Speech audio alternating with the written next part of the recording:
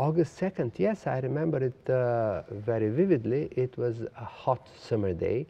Normally in August we are in vacation in Bulgaria and go to the Black Sea, but this was an extraordinary summer without summer vacation, without Black Sea. We had to draft the new Bulgarian constitution, the first democratic constitution after the Second World War.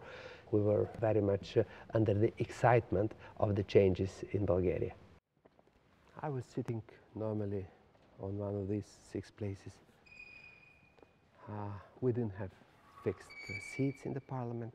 Only the leaders of the parliamentary group were sitting here on the front seats. At that time, I was a member of the democratic opposition, of the UDF, representing an ecological movement there. And the ex-communist prime minister and communist speaker of parliament, Mr. Todorov, was sitting here, and this was a discussion basically between him and me.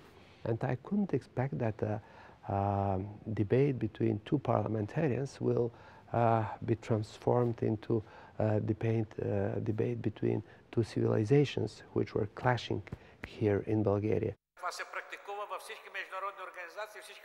We were discussing the reduction of the Bulgarian armed forces, which at that time amounted to 120,000 troops. This is a huge amount of armed forces for a country of our size.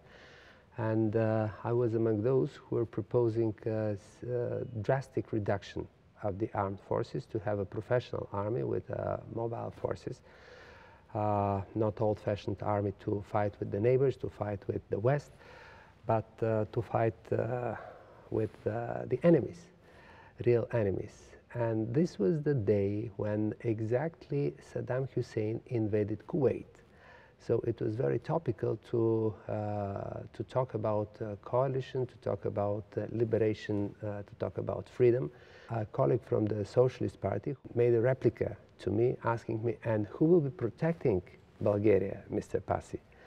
And I had to immediately to create the answer, and I told him, look, I know who will be protecting Bulgaria. It will be Bulgaria's membership in NATO who will be protecting Bulgaria.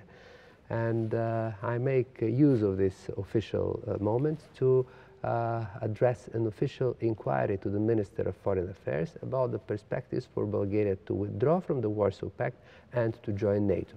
Проучва ли българското правителство възможността, щото България да стане членка на НАТО? I don't know what they were thinking. Maybe most of them were thinking that I was insane. When I met a couple of weeks later the then Secretary General of NATO, Manfred Wörner, he told me that almost everybody was laughing in NATO when he reported to the North Atlantic Council that some funny Bulgarian proposed Bulgaria to withdraw from the Warsaw Pact and join NATO. But he was not one of those who were laughing. On the contrary, he was among those who were the strongest supporters of Bulgaria's accession and aspiration to join NATO. I think that the people took this idea seriously in the mid-90s, say 5 years after we discussed it here in the Bulgarian parliament. And I, of course, was not having in mind how long was the road between the wish of one parliamentarian and the decision of all allies that a new member will be invited. The national anthem and flag of Bulgaria. I had invested 14 years of my life in that cause. In the beginning and at the end of the process, I was parliamentarian, respective foreign minister.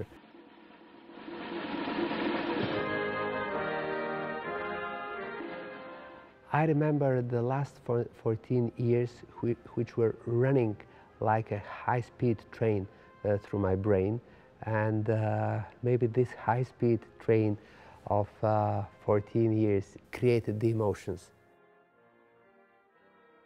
This was one great step towards another goal, which was still on the horizon at that time. This was the membership in the European Union. Because had we failed for NATO, we would fail for the European Union. This is for sure.